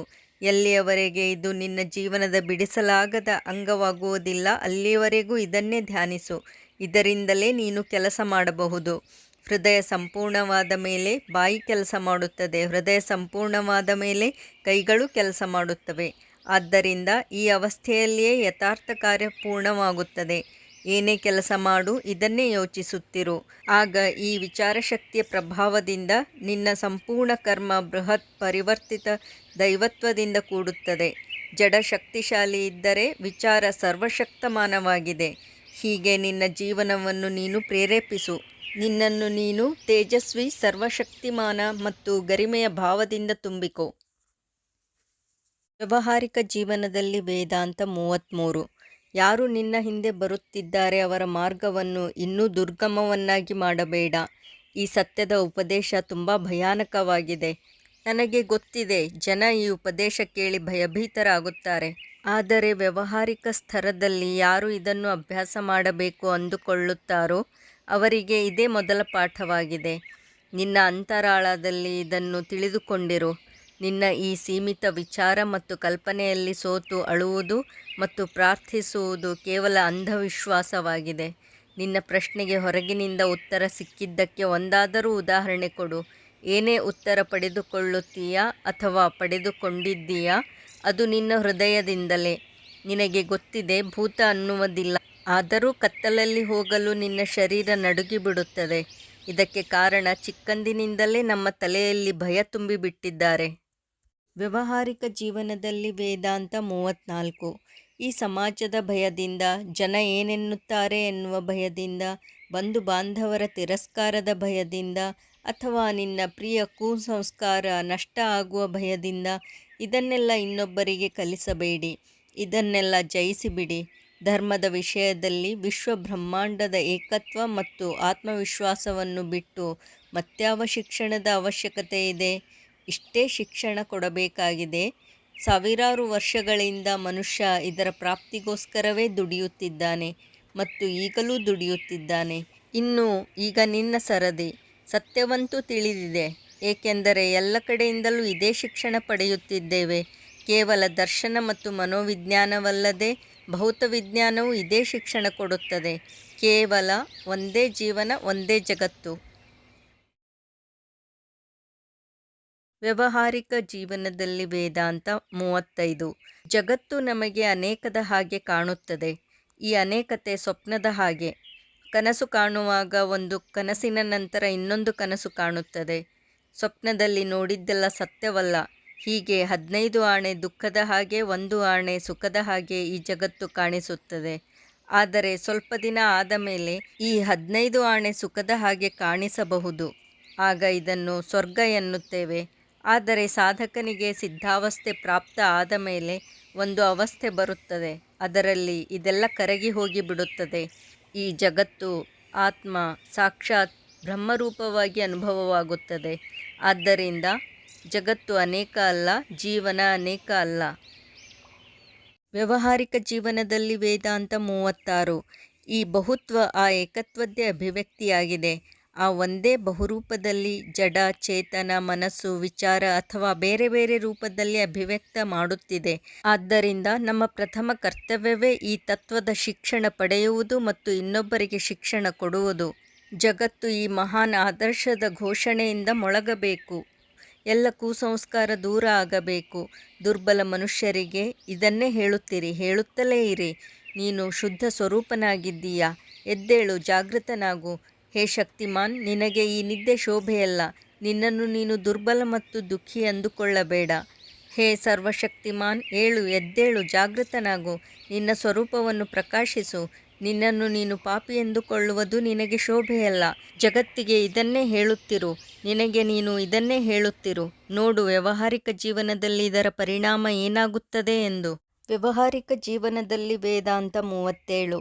ಯಾವುದನ್ನು ನಾವು ವಿವೇಕ ಅಥವಾ ಸದ್ಸತ್ ವಿಚಾರ ಎನ್ನುತ್ತೇವೆ, ಜೀವನದಲ್ಲಿ ಪ್ರತಿ ಕ್ಷಣ ಪ್ರತಿ ಕಾರ್ಯದಲ್ಲಿ ಅದರ ಉಪಯೋಗ ಮಾಡಲು ನಾವು ಸತ್ಯವನ್ನು ಹೊರಗೆ ಹಚ್ಚಿ ನೋಡಬೇಕು. ಅದುವೇ ಪವಿತ್ರತೆ ಮತ್ತು ಏಕತ್ವದ ಜ್ಞಾನ. ಯಾವುದಕ್ಕೆ ಏಕತ್ವದ ಪ್ರಾಪ್ತಿ ಆಗುತ್ತದೆಯೋ ಅದುವೇ ಸತ್ಯ. ಪ್ರೇಮ ಎನ್ನುವುದು ಸತ್ಯ, ಘೃಣ ಎನ್ನುವುದು ಅಸತ್ಯವಾಗಿದೆ. ಏಕೆಂದರೆ ಇದು ಅನೇಕತ್ವಕ್ಕೆ ಜನ್ಮ ಕೊಡುತ್ತದೆ. ಇದು ಮನುಷ್ಯನಿಂದ ಬೇರ್ಪಡಿಸುತ್ತದೆ. ಆದ್ದರಿಂದ ಇದು ತಪ್ಪು ಮತ್ತು ಅಸತ್ಯವಾಗಿದೆ. ಇದೊಂದು ವಿಘಟನೆಯ ಶಕ್ತಿಯಾಗಿದೆ, ಬೇರ್ಪಡಿಸುತ್ತದೆ ಮತ್ತು ನಾಶ ಮಾಡುತ್ತದೆ. ಪ್ರೇಮ ಎನ್ನುವುದು ಜೋಡಿಸುತ್ತದೆ, ಏಕತ್ವವನ್ನು ಸ್ಥಾಪಿಸುತ್ತದೆ. ಎಲ್ಲರೂ ಒಂದು ಆಗುತ್ತಾರೆ. ತಾಯಿ ಸಂತಾನದ ಜೊತೆ, ಪರಿವಾರ ನಗರದ ಜೊತೆ, ಸಂಪೂರ್ಣ ಜಗತ್ತು ಪಶು ಪಕ್ಷಿಗಳ ಜೊತೆ ಒಂದಾಗುತ್ತವೆ. ಏಕೆಂದರೆ ಪ್ರೇಮವೇ ಸತ್ಯ, ಪ್ರೇಮವೇ ದೇವರು. ವ್ಯಾವಹಾರಿಕ ಜೀವನದಲ್ಲಿ ವೇದಾಂತ 38. ಪ್ರಭೇದ ಕೇವಲ ಪ್ರಮಾಣದಲ್ಲಿ ಹೆಚ್ಚು ಕಡಿಮೆ ಅಷ್ಟೇ. ವಾಸ್ತವದಲ್ಲಿ ಎಲ್ಲವೂ ಆ ಪ್ರೇಮ ಒಂದರದೇ ಅಭಿವ್ಯಕ್ತಿಯಾಗಿದೆ. ಆದ್ದರಿಂದ ನಾವು ನೋಡಬೇಕು, ನಮ್ಮ ಕರ್ಮ ಅಧಿಕತ್ವಕ್ಕೆ ಕಾರಣ ಆಗುತ್ತದೆಯೋ ಅಥವಾ ಏಕತ್ವವನ್ನು ಸಂಪಾದಿಸುತ್ತದೆಯೋ. ಒಂದು ವೇಳೆ ಅದು ಅಧಿಕತ್ವಕ್ಕೆ ಕಾರಣವಾಗುತ್ತಿದ್ದರೆ ಅದನ್ನು ತ್ಯಾಗ ಮಾಡಬೇಕು ಮತ್ತು ಏಕತ್ವವನ್ನು ಸಂಪಾದಿಸಿದರೆ ಅದನ್ನು ಸತ್ಕರ್ಮ ಎಂದುಕೊಳ್ಳಬೇಕು. ಹೀಗೆಯೇ ವಿಚಾರಗಳನ್ನು ನೋಡಬೇಕು. ನಮ್ಮ ವಿಚಾರಗಳು ವಿಘಟನೆಗೆ ಕಾರಣವಾಗುತ್ತವೆಯೋ ಅಥವಾ ಏಕತ್ವವನ್ನು, ಮತ್ತು ಆ ವಿಚಾರಗಳು ಒಂದು ಆತ್ಮವನ್ನು ಇನ್ನೊಂದು ಆತ್ಮದ ಜೊತೆಗೂಡಿ ಒಂದು ಮಹಾನ್ ಶಕ್ತಿ ಉತ್ಪನ್ನ ಮಾಡುತ್ತದೆಯೋ ಅಥವಾ ಇಲ್ಲವೋ? ಒಂದು ವೇಳೆ ಮಾಡಿದರೆ ಆ ವಿಚಾರಗಳನ್ನು ಅಂಗೀಕಾರ ಮಾಡಬೇಕು, ಇಲ್ಲ ಅಂದರೆ ಆ ಯೋಚನೆಗಳನ್ನು ಅಪರಾಧ ಎಂದು ಪರಿಗಣಿಸಿ ತ್ಯಾಗ ಮಾಡಬೇಕು. ವ್ಯಾವಹಾರಿಕ ಜೀವನದಲ್ಲಿ ವೇದಾಂತ 39. ವೇದಾಂತದ ನೀತಿಶಾಸ್ತ್ರ ಯಾವುದೋ ಒಂದು ಅಪರಿಚಿತ ತತ್ವವನ್ನು ಆಧರಿಸಿಲ್ಲ. ಇದು ಅಪರಿಚಿತ ತತ್ವವನ್ನು ಉಪದೇಶ ಮಾಡುತ್ತಿಲ್ಲ. ಬದಲಾಗಿ ಉಪನಿಷತ್ತುಗಳ ಭಾಷೆಯಲ್ಲಿ ಹೇಳುವುದಾದರೆ, ಯಾವ ಈಶ್ವರವನ್ನು ನಾವು ಅಪರಿಚಿತ ಈಶ್ವರನ ಹಾಗೆ ಆರಾಧಿಸುತ್ತಿದ್ದೇವೆ, ನಾನು ಅದರದೇ ಉಪದೇಶ ಮಾಡುತ್ತಿದ್ದೇನೆ. ನೀನೇನೇ ತಿಳಿದುಕೊಂಡರೂ ಆತ್ಮದ ಮೂಲಕವೇ ತಿಳಿದುಕೊಂಡಿದ್ದೀಯ. ನೋಡುವ ಮೊದಲು ನನಗೆ ನನ್ನ ಬಗ್ಗೆ ಜ್ಞಾನವಿರುತ್ತದೆ, ಅದರ ನಂತರ ಹೊರಗಿನ ವಸ್ತುಗಳದ್ದು. ಆದ್ದರಿಂದ ಆತ್ಮವನ್ನು ಅಜ್ಞಾನಿ ಎನ್ನುವುದು ಕೇವಲ ಹುಚ್ಚುತನ. ಆತ್ಮವನ್ನು ಬಿಟ್ಟು ಮಾತನಾಡುವುದಾದರೆ ಈ ಸಂಪೂರ್ಣ ಜಗತ್ತೇ ಮಾಯವಾಗಿ ಬಿಡುತ್ತದೆ. ಯಾವುದನ್ನು ನೀನು ನಾನು ಎನ್ನುತ್ತಿದ್ದೀಯಾ ಅದೇ ಇದು. ನೀವು ಇದನ್ನು ಕೇಳಿ ಆಶ್ಚರ್ಯ ಆಗಬಹುದು. ನಿನ್ನ ನಾನು ಆಗಲು ಹೇಗೆ ಸಾಧ್ಯ ಎನ್ನಬಹುದು. ನಾನು ಅನಂತ ನಾನು ಆಗಲು ಹೇಗೆ ಸಾಧ್ಯ? ಆದರೆ ವಾಸ್ತವವಾಗಿ ಇದೇ ಸತ್ಯ. ವ್ಯಾವಹಾರಿಕ ಜೀವನದಲ್ಲಿ ವೇದಾಂತ 40. ಆ ಅನಂತವು ಒಂದು ಮುಸುಕು ಧರಿಸಿದ ಹಾಗಿದೆ ಮತ್ತು ಇದರ ಒಂದು ಅಂಶ ನಾನು ರೂಪದಲ್ಲಿ ಕಾಣಿಸುತ್ತದೆ. ಆದರೆ ವಾಸ್ತವದಲ್ಲಿ ಇದು ಕೂಡ ಅನಂತ ರೂಪದ ಒಂದು ಅಂಶ. ವಾಸ್ತವದಲ್ಲಿ ಅಸೀಮ ಸಸೀಮನಾಗಲು ಸಾಧ್ಯವಿಲ್ಲ. ಸಸೀಮ ಮಾತಲ್ಲಿ ಮಾತ್ರ.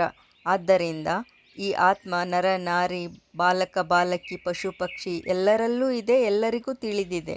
ಇದನ್ನು ತಿಳಿಯದೆ ಒಂದು ಕ್ಷಣವೂ ಬದುಕಲು ಸಾಧ್ಯವಿಲ್ಲ. ಆ ಸರ್ವೇಶ್ವರನಿಲ್ಲದೆ ಉಸಿರಾಡುವುದು ಸಾಧ್ಯವೇ ಇಲ್ಲ, ಅಸ್ತಿತ್ವವಿಲ್ಲ. ಇದು ಕಲ್ಪನೆಯಲ್ಲ, ಇದು ವ್ಯಾವಹಾರಿಕ ಈಶ್ವರನ ಶಿಕ್ಷಣ ಅಲ್ಲದಿದ್ದರೆ ಇನ್ನು ಯಾವ ರೀತಿ ಶಿಕ್ಷಣ ಕೊಡಲು ಸಾಧ್ಯ? ಯಾವ ಈಶ್ವರ ಎಲ್ಲ ಪ್ರಾಣಿಗಳಲ್ಲಿ ಇದ್ದಾನೋ ನಮ್ಮ ಇಂದ್ರಿಯಗಳಿಗಿಂತಲೂ ಅಧಿಕ ಸತ್ಯವಾಗಿ ಕಾಣಿಸುತ್ತಿದ್ದಾನೆ. ನಾನು ಯಾರನ್ನು ನನ್ನ ಮುಂದೆ ನೋಡುತ್ತಿದ್ದೇನೆ, ಇದಕ್ಕಿಂತ ಅಧಿಕ ಈಶ್ವರ ವ್ಯಾವಹಾರಿಕವಾಗಿ ಎಲ್ಲಿದ್ದಾನೆ? ಏಕೆಂದರೆ ನೀನೇ ಆ ಸರ್ವವ್ಯಾಪಿ ಸರ್ವಶಕ್ತ ಈಶ್ವರನಾಗಿದ್ದೀಯ. ವ್ಯಾವಹಾರಿಕ ಜೀವನದಲ್ಲಿ ವೇದಾಂತ 41. ಒಂದು ವೇಳೆ ನೀನು ಈಶ್ವರ ಅಲ್ಲ ಎಂದರೆ ಇದರ ಅರ್ಥ ನಾನು ಸುಳ್ಳು ಹೇಳುತ್ತಿದ್ದೇನೆ. ಎಲ್ಲ ಸಮಯದಲ್ಲಿ ಇದರ ಅನುಭೂತಿ ನನಗೆ ಆಗಲಿ ಅಥವಾ ಬಿಡಲಿ ಸತ್ಯ ಇದೇ ಆಗಿದೆ. ಅದು ಒಂದು ಅಖಂಡ ವಸ್ತುರೂಪ, ಸರ್ವ ವಸ್ತುಗಳ ಏಕತೆ, ಸಮಸ್ತ ಜೀವನದ ಸಮಸ್ತ ಅಸ್ತಿತ್ವದ ಸತ್ಯ ಸ್ವರೂಪವಾಗಿದೆ. ವೇದಾಂತದ ನೀತಿಶಾಸ್ತ್ರದ ಈ ಎಲ್ಲ ವಿಚಾರಗಳನ್ನು ಇನ್ನೂ ವಿಸ್ತೃತ ರೂಪದಲ್ಲಿ ಹೇಳಬೇಕಾಗಿದೆ. ಅಪಾಯಗಳಿಂದ ತಪ್ಪಿಸಿಕೊಳ್ಳಲು ಈ ತತ್ವಗಳ ಅಧ್ಯಯನ ತುಂಬ ಅವಶ್ಯವಾಗಿದೆ. ಈ ಜಗತ್ತಂತೂ ಸಾವಧಾನವಾಗಿ ನಿಮ್ನ ಆದರ್ಶಗಳಿಂದ ಮೇಲೆ ಏಳಲು ಕಾಯುವುದಿಲ್ಲ. ಆದರೆ ನಾವು ಇದರಲ್ಲಿ ಮೇಲಿನ ಮೆಟ್ಟಿಲಿನ ಮೇಲೆ ನಿಂತುಕೊಂಡಿದ್ದರೂ ಮುಂದಿನ ಪೀಳಿಗೆಗೆ ಸತ್ಯವನ್ನು ಕಲಿಸದಿದ್ದರೆ ಏನು ಪ್ರಯೋಜನವಿದೆ? ಆದ್ದರಿಂದ ಇದರ ಆಲೋಚನೆಯನ್ನು ವಿಶೇಷ ರೂಪದಲ್ಲಿ, ವಿಸ್ತಾರ ರೂಪದಲ್ಲಿ ಮಾಡಬೇಕಾಗಿದೆ. ವ್ಯಾವಹಾರಿಕ ಜೀವನದಲ್ಲಿ ವೇದಾಂತ 42. ಮೊದಲನೆಯದಾಗಿ ವೇದಾಂತದ ನೀತಿಶಾಸ್ತ್ರವನ್ನು ಭೌತಿಕತೆಯಲ್ಲಿ ಸ್ಪಷ್ಟವಾಗಿ ತಿಳಿದುಕೊಳ್ಳುವುದು ತುಂಬ ಅವಶ್ಯವಿದೆ. ಭೌತಿಕತೆಯಲ್ಲಿ ವಿಶೇಷ ಮೌಲ್ಯವಿಲ್ಲ ಎಂದು ಗೊತ್ತಿದ್ದರೂ ಅವಶ್ಯವಿದೆ. ಹೃದಯವೇ ಎಲ್ಲದಕ್ಕಿಂತ ಮಹತ್ವಪೂರ್ಣವಾಗಿದೆ. ಹೃದಯದ ಮೂಲಕವೇ ಭಗವಂತನ ಸಾಕ್ಷಾತ್ಕಾರ ಆಗುತ್ತದೆ, ಬುದ್ಧಿಯ ಮೂಲಕ ಅಲ್ಲ. ಬುದ್ಧಿ ಕೇವಲ ದಾರಿಯಲ್ಲಿರುವ ಅಡಚಣೆಗಳನ್ನು ಸ್ವಚ್ಛಗೊಳಿಸುತ್ತದೆ. ಪೊಲೀಸರ ಹಾಗೆ ಸಮಾಜದ ಸುಂದರ ಕಾರ್ಯಾಚರಣೆಯಲ್ಲಿ ಪೊಲೀಸರ ಸಕಾರಾತ್ಮಕವಾಗಿ ಅವಶ್ಯಕತೆ ಇರುವುದಿಲ್ಲ. ಅವರ ಕೆಲಸವಂತೂ ಉಪದ್ರವಗಳನ್ನು ನಿಲ್ಲಿಸುವುದು ಮತ್ತು ಅನ್ಯಾಯ ನಿವಾರಣೆ ಮಾಡುವುದಾಗಿದೆ. ಬುದ್ಧಿಯ ಕೆಲಸವೂ ಇಷ್ಟೇ ಆಗಿದೆ. ವ್ಯಾವಹಾರಿಕ ಜೀವನದಲ್ಲಿ ವೇದಾಂತ 43. ಬೌದ್ಧಿಕ ಪುಸ್ತಕಗಳನ್ನು ಓದಿ ಅದನ್ನೆಲ್ಲ ಅರ್ಥ ಮಾಡಿಕೊಂಡು ಅದರ ಮೇಲೆ ಹಿಡಿತ ಹೊಂದಿದ ಮೇಲೆ ಹೀಗೆ ಯೋಚಿಸುತ್ತೀಯ: ಈಶ್ವರನಿಗೆ ಧನ್ಯವಾದಗಳು, ಇದರಿಂದ ಹೊರಬಂದೆ. ಇದಕ್ಕೆ ಕಾರಣ ಬುದ್ಧಿ ಅನ್ನುವುದು ಕುರುಡನ ಹಾಗೆ ಮತ್ತು ಇದಕ್ಕೆ ಕೈಕಾಲುಗಳಿಲ್ಲ. ವಾಸ್ತವವಾಗಿ ಭಾವನೆಯೇ ನಿಜವಾಗಿಯೂ ಕೆಲಸ ಮಾಡುತ್ತದೆ. ಇದರ ವೇಗ ಮಿಂಚಿಗಿಂತಲೂ ಅಧಿಕವಾಗಿದೆ. ಈಗ ಪ್ರಶ್ನೆ ಏನು ಎಂದರೆ, ನಿನ್ನಲ್ಲಿ ಭಾವನೆ ಇದೆಯಾ? ಇದ್ದರೆ ನೀನು ಈಶ್ವರನನ್ನು ನೋಡುತ್ತೀಯ. ಇವತ್ತು ನಿನ್ನಲ್ಲಿ ಏನೇ ಭಾವನೆ ಇದ್ದರೂ ಅದೇ ಪ್ರಬಲವಾಗುತ್ತಾ ಹೋಗುತ್ತದೆ. ದೈವತ್ವದಿಂದ ಕೂಡಿ ಉಚ್ಚತೆಯಲ್ಲಿ ಪ್ರತಿಷ್ಠಿತವಾಗುತ್ತದೆ. ಕೊನೆಯಲ್ಲಿ ಪ್ರತಿ ವಸ್ತುಗಳನ್ನು ಅನುಭವದಲ್ಲಿ ನೋಡುತ್ತದೆ. ಎಲ್ಲದರಲ್ಲೂ ಏಕತ್ವ ಮತ್ತು ತನ್ನ ಮತ್ತು ಬೇರೆಯವರಲ್ಲಿಯೂ ಈಶ್ವರನನ್ನೇ ಅನುಭವಿಸುತ್ತದೆ. ಬುದ್ಧಿ ಇದನ್ನು ಮಾಡಲು ಸಾಧ್ಯವಿಲ್ಲ. ಶಬ್ದಗಳ ವಿಭಿನ್ನ ಪ್ರಯೋಗವನ್ನು, ಶಾಸ್ತ್ರಗಳ ವ್ಯಾಖ್ಯೆಗಳ ವಿಭಿನ್ನ ಶೈಲಿಗಳು ಕೇವಲ ಪಂಡಿತರಿಗಾಗಿದೆ, ನಮಗಲ್ಲ, ಆತ್ಮದ ಮುಕ್ತಿಗಾಗಿ ಅಲ್ಲ. ವ್ಯಾವಹಾರಿಕ ಜೀವನದಲ್ಲಿ ವೇದಾಂತ 44. ಬುದ್ಧಿ ಅವಶ್ಯವಿದೆ, ಏಕೆಂದರೆ ಇದು ಇಲ್ಲದಿದ್ದರೆ ಅನೇಕ ಭ್ರಮೆಗಳಲ್ಲಿ ಸಿಲುಕಿ ತಪ್ಪು ಮಾಡುತ್ತೇವೆ. ವಿಚಾರಶಕ್ತಿ ಇದನ್ನು ನಿವಾರಣೆ ಮಾಡುತ್ತದೆ. ಇದನ್ನು ಬಿಟ್ಟು ಬುದ್ಧಿಯನ್ನು ಆಧರಿಸಿ ಬೇರೇನನ್ನೂ ಮಾಡಲು ಪ್ರಯತ್ನ ಮಾಡಬೇಡ. ಇದು ಒಂದು ನಿಷ್ಕ್ರಿಯ ಮತ್ತು ಸಹಾಯಕ್ಕಾಗಿ ಮಾತ್ರ ಇದೆ. ವಾಸ್ತವಿಕ ಸಹಾಯ ಪ್ರೇಮದಿಂದ, ಭಾವನೆಯಿಂದ ಆಗುತ್ತದೆ. ನೀನು ಬೇರೆಯವರ ಬಗ್ಗೆ ಹೃದಯದಿಂದ ಅನುಭವ ಮಾಡಿಕೊಳ್ಳುತ್ತೀಯಾ? ಒಂದು ವೇಳೆ ಹೀಗೆ ಇದ್ದರೆ ನೀನು ಏಕತ್ವ ಭಾವದ ಕಡೆಗೆ ವಿಕಾಸ ಹೊಂದುತ್ತಿದ್ದೀಯಾ? ಇಲ್ಲ ಎಂದರೆ ನೀನು ದೊಡ್ಡ ದೈತ್ಯ ದೇಹದವನಾಗಿರಬಹುದು, ಆದರೆ ನೀನು ಏನೂ ಆಗಲು ಸಾಧ್ಯ ಇಲ್ಲ. ಕೇವಲ ಶುಷ್ಕ ಬುದ್ಧಿಯವನು ಮತ್ತು ಕೇವಲ ಇದು ಮಾತ್ರ ಆಗಿ ಉಳಿಯುತ್ತೀಯಾ? ಒಂದು ವೇಳೆ ನೀನು ಹೃದಯದಿಂದ ಅನುಭವ ಮಾಡುವವನಾಗಿದ್ದರೆ, ಯಾವುದೇ ಪುಸ್ತಕ ಓದದಿದ್ದರೂ, ಯಾವುದೇ ಭಾಷೆ ಅರಿಯದಿದ್ದವನಾಗಿದ್ದರೂ ನೀನು ಸರಿಯಾದ ರಸ್ತೆಯಲ್ಲೇ ಹೋಗುತ್ತಿದ್ದೀಯಾ. ಈಶ್ವರ ನಿನ್ನವನು.